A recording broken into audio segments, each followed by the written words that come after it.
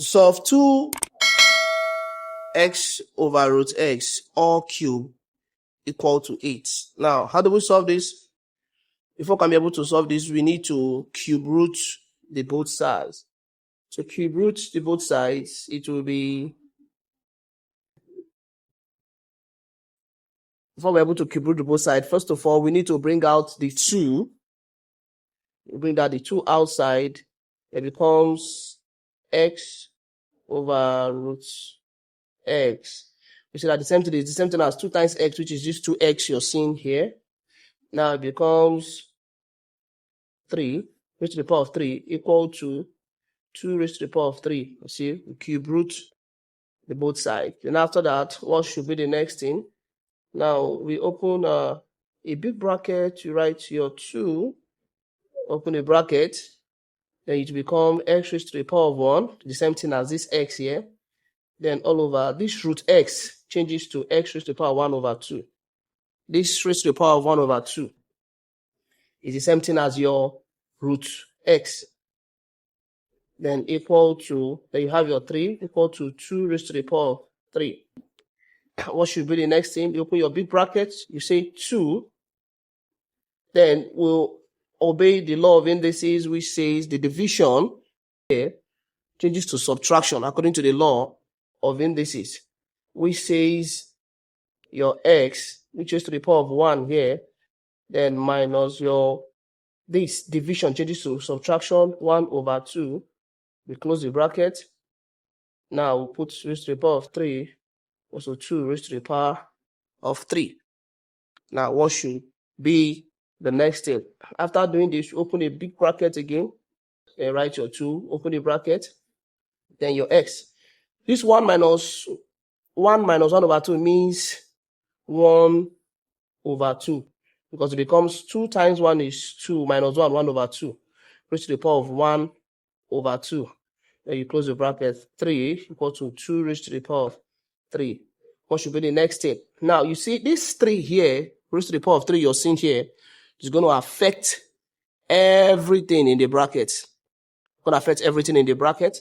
It will be 2 raised to the power of 3, which you're seeing, times, you open your bracket, your x, raised to the power of 1 over 2 raised to the power of 3, then equal to 2 raised to the power of 3. And after this, what should be the next thing? Now, we need this to be alone. For it to be alone, you divide both sides by 2 raised to the power of 3, equal to 2 raised to the power of 3. This will cancel out this. Now, what is remaining? When it cancels this out, what would be remaining? This cancel this. So when this cancels this, it becomes x raised to the power of 1 over 2 all squared raised to the power of 2 in a bracket equal to, this cancel this is 1. Now, after this 1 happened, we need to change the powers. So as to remove that, this you're seeing, this 1 over 2 there, we need to change the power. Now, when changing the power now, we see that the 3 comes inside. It will be interchanged. The 3 comes inside. It will be like this. X raised to the power of 3. Then when you close the brackets, the half, which is 1 over 2, goes outside. Then equal to 1. Here you're seeing here. Then after that, what happened? You see that in order to remove this square here, this half you're seeing here, which is the root, we square root both sides. We become this square root there. Now, this will now remove this. When these 2 outside remove the half here, it becomes x raised to the power of 3 equal to, now this is 1 raised to the power of 2. In order to equate it with this, you write 1 raised to the power of 3. Because 1 raised to the power of 2 and 1 raised to the power of 3 is the same thing. So in order to equate this, we'll make it 1 raised to the power of 3. Now, after doing this like this, now what is now left? The main thing we do here, now we collect our like terms by saying x raised to the power of 3, when this comes out, it becomes minus 1 raised to the power of 3 equal to 0. Now, since it is equal to 0, now what should be the next thing we'll do here? Now, the next thing we'll treat here now will now be, we're going to obey the law of difference of cube. First, I want to bring the answer I'll bring it here first. What we got? Because we got x raised to power 3 minus 1 raised to the power of 3 equal to 0. That's what we got there. Now, in order to solve this, we'll bring the difference of 2 cube. Difference of 2 cube, which is a raised to the power of 3 minus b raised to the power of 3. That we're going to use to solve this. We know that a raised to the power of 3, b raised to the power of 3 will give us a minus b. Then you have your a squared plus ab plus b squared. Now we're going to use this law we are seeing now to solve this. Now when solving this now, we see that this a represents the x and the b represents this 1. So it's going to look like this. It should look like this, x minus 1, which is this. Then open the brackets. Then you have your x squared plus x plus 1 equal to 0. See it now? Now, knowing this, what should we do? We say that the x, already we've gotten the answer to this. So to solve this, you say x minus 1 is equal to 0. Now when you collect your light temperature, x is equal to plus 1. We are done with this. We've got the answer to the first one.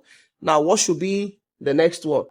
The next one, which is our x squared plus x plus 1 equal to 0. Now, how do we solve that one? In order to solve it, first of all, we use our formula method. Using the formula method, the a represents the 1. Now we have our b, which is also 1, this one. Then we have our c, which is also this one. Then putting the formula, using the formula method, we have our x is equal to minus b plus or minus, in a root, you have your b squared minus 4ac. Then we have all over 2a, using this formula to solve it. Then after that, we're going to substitute. You're going to substitute. How do we substitute? So you have your x is equal to minus, your b is 1. You have your 1 plus or minus. Then you have your b is 1. 1 squared minus 4 times 1 times 1, because your a is 1 and your c is 1. Then you have your all over 2 times 1. Now, having done that, you see that it will be x is equal to minus 1 plus or minus. Now, in a root, 1 square means 1. Then minus 4 times 1 times 1 is 4. Then we have all over 2. 2 times 1 is 2. Now, what should be the next thing after doing this? Now, we have x is equal to minus 1 plus or this. 1 minus 3, 1 minus 4 give us minus 3 all over 2.